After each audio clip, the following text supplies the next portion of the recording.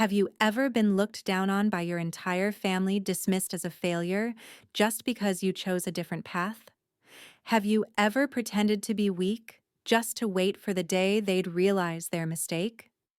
This is the story of a woman who silently built a billion-dollar empire in the shadows, and then emerged not to beg for recognition, but to force her entire bloodline into silence. The annual Walker family reunion invitation sat quietly on my desk, its embossed gold lettering catching the morning light streaming through the windows of my Manhattan penthouse. It should have been just another ordinary thing, but I knew better. This time, everything would be different. 15 years of anonymity, 15 years of carefully hiding the truth, and it was all about to end. The irony, I wasn't the one who chose to lift the veil. I picked up my phone and opened the email from the editorial office again. Forbes, 30, under 40, Sabrina Walker, the new face of digital art with a $3.8 billion NFT empire. The article was scheduled to go live just 2 days before the reunion. There was no turning back. Everything I had hidden, endured, been underestimated for, was about to erupt before the eyes of my entire family. And for the first time in my life, they would have to look directly at me not as the naive dreamer I once was, but as the woman who had quietly rewritten her destiny with her own hands. I never longed for my family's recognition. But if their definition of success was a six-figure salary, luxury cars, or a prestigious title within the family business, then this time I'd bring it all. Tenfold. 100-fold. And I wouldn't whisper anymore. I'd let the world speak for me. I still vividly remember the skeptical look Michael gave me the day I moved to Brooklyn into an apartment barely big enough to fit a mattress and a folding table. He called it a step backward, and my father sighed, repeating the phrase, "a misguided child."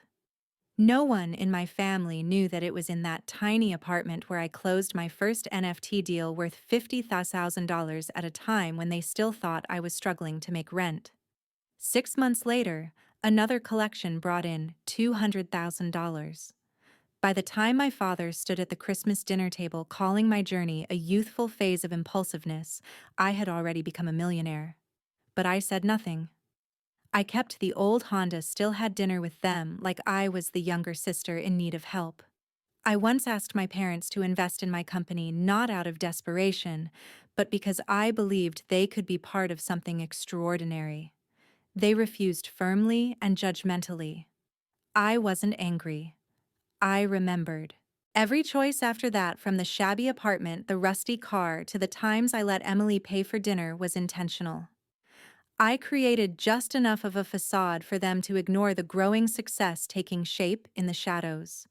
While they were busy labeling me as the failed dreamer, I quietly acquired 3 helicopters, a Manhattan penthouse, and a company leading the digital art industry. The story they created about me was never true, and I never needed to correct it. Until now. When I put down the phone after my final call with Michael, I knew it was time to stop hiding. No more soft-spoken words to avoid conflict, no more humility, just to keep the family peace.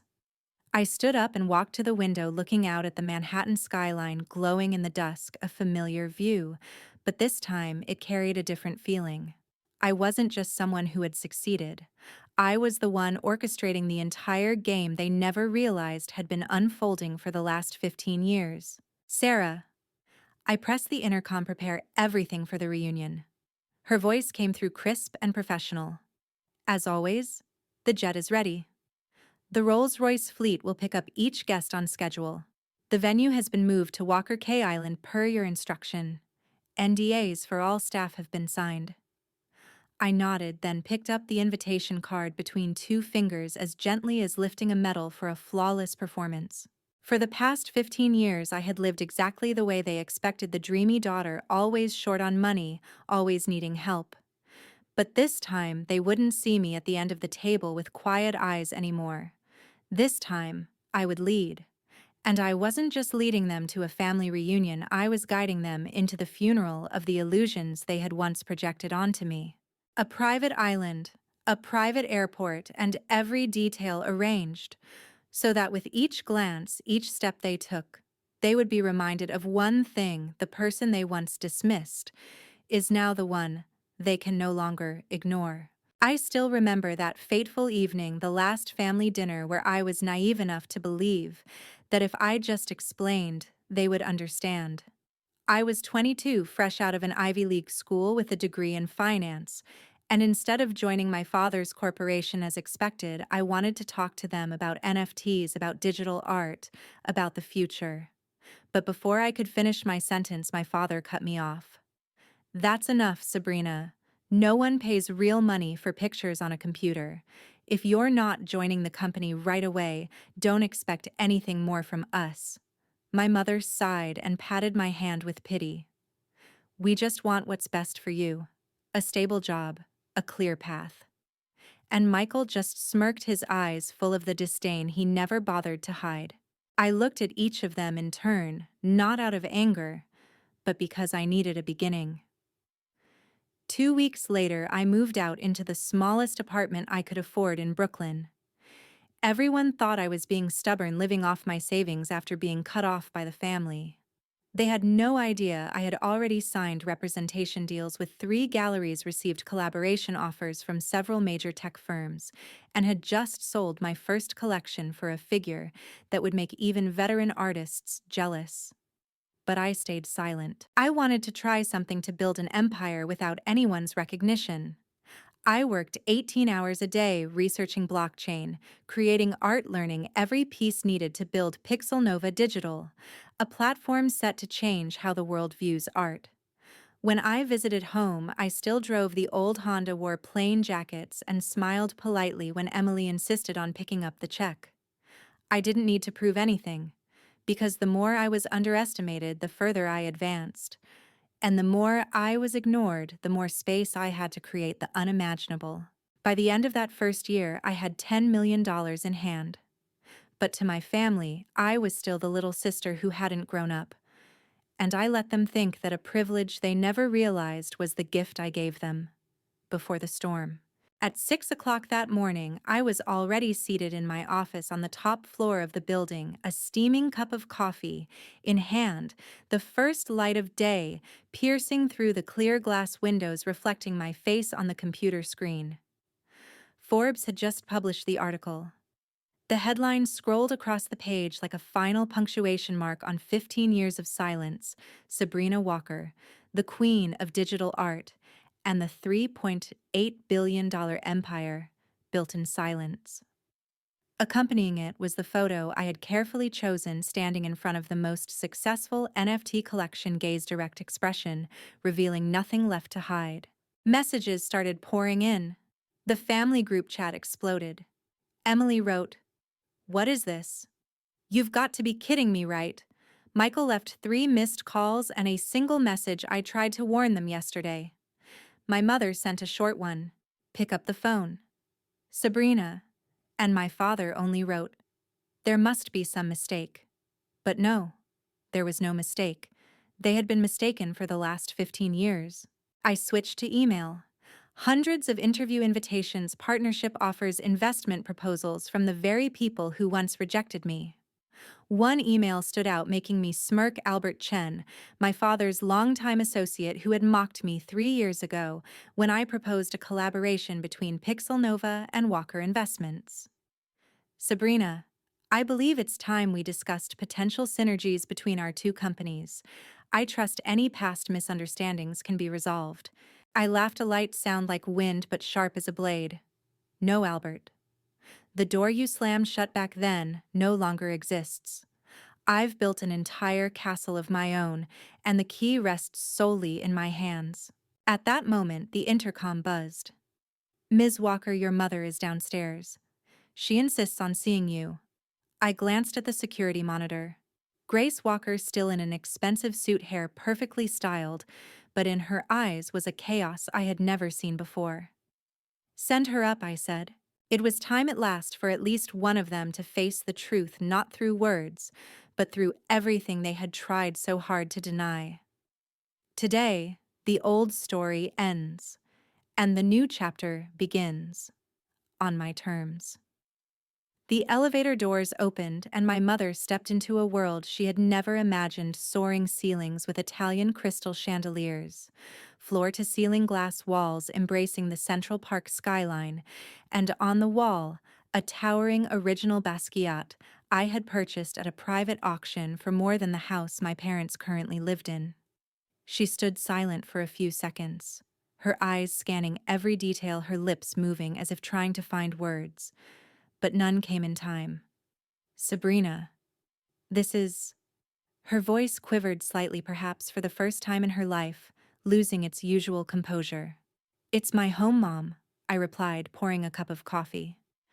Not the apartment I use whenever I visit. This is where I really live. She walked slowly toward the window, her trembling hand resting on the glass frame. 15 years, she whispered. Why? How? I looked at my mother, no longer angry, just filled with a silent heaviness. Since the day Dad said digital art was just a joke, and you nodded in silence, I said I decided to let everyone believe the story they wanted to believe, that I was the failed, dreamy, directionless daughter. My mother turned back, her eyes glistening but still full of confusion. But what about that tiny apartment, the old car? The times you refused money? I set the coffee cup down, calm. It was all a performance. I didn't borrow money. I invited Dad and you to invest. You both refused. And I let everyone believe I couldn't get back up. Because no one questions someone they've already labeled as a failure. She sat down, her shoulders collapsing as if the weight of old beliefs was falling away. Does anyone else in the family know? Not yet. Michael figured it out yesterday after reading the article. I think he tried to warn everyone. I opened a drawer and took out a folder. This is the investment opportunity I once presented to Dad 3 years ago. If he had invested $1 million at that time, it would now be worth over $100 million. Her hands trembled as she held the file. He said, "You were just trying to save face, that you needed to learn to accept reality." And you believed him? I said no blame, just truth. 15 years, no one asked what I was doing. Not one of you came to a show, not once searched my name on Google. I looked out over the city where the sails of finance fluttered under the early morning sky. This year's family reunion won't be like any before, Mom. No more empty bragging, no more pitying glances at your daughter. This time, I have a story to tell. My mother stood up instinctively, adjusting her dress as if to hold on to her old poise. But her eyes were unsteady. Your father, when he sees all of this, he'll have to admit, I said softly, that the daughter he once considered a joke is the only one who built something greater than all the legacy he ever dreamed of. And I smiled, not with pride or triumph, just the peace of someone who's ready to step into the light with the whole truth on her side. That morning was crystal clear, as if even the sky was preparing for a shift. I stood on the private runway, long white dress brushing the breeze, watching 3 Rolls-Royces approaching along the line of rustling palms. Each car stopped with perfect precision, and when the doors opened, I saw each face clearly: my father, Charles Walker, always the first to step out with his powerful stride, this time quieter than usual. My mother looked flustered, trying to maintain a polite smile. Michael, Emily, and the aunts, uncles, cousins followed their expressions, shifting from surprise to suspicion, then to an emotion no one wanted to admit: worry. In front of them stood a gleaming private jet, proud against the tarmac with the gold-embossed words, Walker Digital Empire, running along its body like an indelible mark. I stepped forward, eyes meeting each of theirs. Welcome, everyone. Was the trip comfortable? My voice was as light as the sea breeze, but I knew it stirred a storm of unspoken questions. My father cleared his throat, trying to regain his usual tone. Daughter, all of this really isn't necessary. The reunion was originally arranged at the resort. I looked at him, my smile no longer the gentle one of the past. That resort is too public, Dad. And I think this time, our family needs a bit of privacy to really listen to each other. Emily subtly retreated, clutching her designer bag as if it were the last armor protecting her pride. I invited them onto the plane. Inside the cabin, Italian leather wrapped every seat, original artworks adorned the walls, and the clink of crystal glasses as champagne was poured was the opening note to a performance I had spent 15 years preparing. When one relative looked up, eyes fixed on the painting mounted on the wall, and whispered, "Is that a real Picasso?" I simply smiled and nodded. "I bought it last year. There are a few more in storage." My father shifted uncomfortably. "Sabrina, I think we need to have a serious talk." I responded, still gentle but firm. "We will, Dad, but not on the plane. Let everyone enjoy the flight. And by the way, the champagne you're drinking costs 3 times your company's last quarter profit." My words fell lightly, but the reaction was like a fine blade cutting deep. No one said another word. 2 hours later, as the plane began its descent, the entire Walker Cay Island appeared below 300 acres of tropical land, meticulously designed with a modern resort surrounded by palm forests and silky white beaches. On the grounds near the helipad, massive LED screens displayed million-dollar NFT collections, each title flashing a name: Digital Dreams in Binary, Silence and Sovereignty, Fractured Light. When the plane touched down, I was the first to step off, turning to face them. "Welcome to Walker Island," I said. "My little piece of land. And if you're ready, we'll begin discovering what this family has been blind to all along." No one smiled. No one spoke. Only a heavy silence remained, the only thing worthy enough to honor a truth that had just been revealed. I gave them 1 hour to rest in their private beachfront villas, each one designed with impeccable taste. High ceilings, panoramic sliding glass doors, and of course, a framed Forbes article right at the entrance. But what silenced them wasn't the crystal blue ocean view or the French wine in the minibar. It was the neatly stacked folders placed on each bed, each one labeled with a specific name: Michael Walker, declined investment opportunities, current estimated losses $48 million. Emily Walker, comparison between your annual salary and the income Sabrina earns every 3 hours. Charles Walker, instances of rejected collaborations and their impact on your current personal investment portfolio. Each number was an invisible but very real slap in the face. When they walked into the resort's main dining room an hour later, not one of them could maintain their usual air of confidence. The room was long-walled, entirely in glass, facing the ocean, with a walnut wood dining table at the center, each place setting worth more than the car I used to drive home for visits.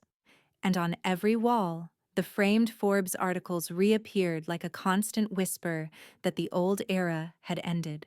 I invited them to sit. "We have a lot to talk about," I began. My father was the first to speak, voice struggling to stay calm. I think we're all very surprised." I curled a faint smile.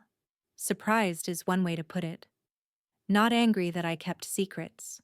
Not hurt that I went behind your backs. Just surprised, my mother whispered. "We didn't know." "No, Mom.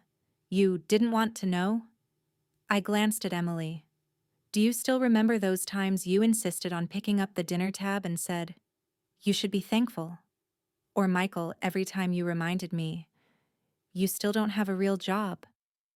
They lowered their heads. I pressed a button gently. A screen slid down from the ceiling, the lights softened, and the video began a timeline tracing my career year by year, milestone by milestone. 2008. Digital art isn't real art. 2010. When will you get a stable job? 2015.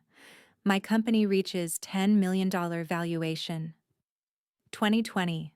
We're not investing in stuff online. 2022. Pixel Nova hits the $1 billion mark. Each cruel remark they once threw at me now accompanied the achievements they never bothered to learn about. The room fell silent. I stood walking to the glass doors, watching the waves roll over the white sand. You know what the hardest part was? Not the secrecy. Not living under the guise of poverty, it was watching my own family glorify mediocrity while belittling creativity and difference. Michael looked up, face flushed. So, all of this was just revenge. I turned back, eyes locking with his. No, this is the truth. You may call it a performance, a stage, a retaliation. But to me, this is proof that I wasn't dreaming. I was building. And I succeeded even when no one believed in it. I pressed another button. The screen shifted to present my newest platform, a global, decentralized NFT ecosystem already valued at $10 billion pre-launch. It goes public next month, I said gently. This time, I'm not waiting for anyone's approval. I'm simply showing for the first and last time the vision I've carried for the past 15 years. And for the first time, I saw them fall silent, not out of doubt, but because they had finally understood. That dinner passed like a quiet dream. No more mockery, no more pitying glances, no one rushing to flaunt their achievements. Only the gentle clink of glasses in the air, rich with classic wine, and the lingering awkwardness that followed each exquisitely served dish. They looked at me differently, not because I had changed, but because for the first time they had allowed themselves to see beyond the old mold they had forced upon me throughout my youth.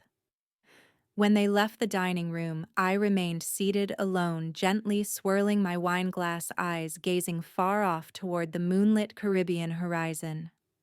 Sarah approached, standing beside me in silence before softly asking, "Do you think it was worth it, all that happened today?" I didn't answer immediately. I thought of my father's eyes when he saw the investment report he had once rejected, now transformed into hundreds of millions. Of my mother when she touched the leather armrest in the penthouse and realized she had never truly known who her daughter was. Of Michael and Emily when they were finally forced to confront the reality that the one they had always seen as the underdog had long since surpassed them. And then I smiled. Worth it. But not for them, for me. For the first time in my life, I had nothing left to prove. I didn't need apologies, didn't need acknowledgement. I only needed to be myself, no longer confined by how others chose to perceive me. That night, I returned to my room where on the mahogany bedside table lay a folded piece of paper carefully placed. The handwriting was familiar, firm, but slightly shaky. It was from my father. I was wrong. Not just about your work. About you. You didn't just succeed. You redefined a world I never understood. I'm sorry. I placed the letter in a frame right beside the receipt from the first NFT I ever sold, $50,000, a modest sum, but with enormous meaning. That was where I began.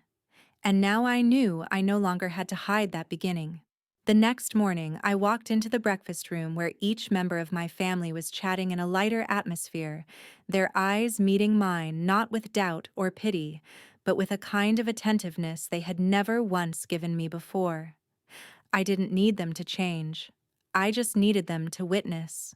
When my phone buzzed with the notification, Walker Digital Empire announces groundbreaking new NFT platform. I knew my journey was only beginning. No more hiding, no more pretending, and this time they would have no choice but to watch from the front row as I rewrote the rules of the game with the very hands they once deemed useless.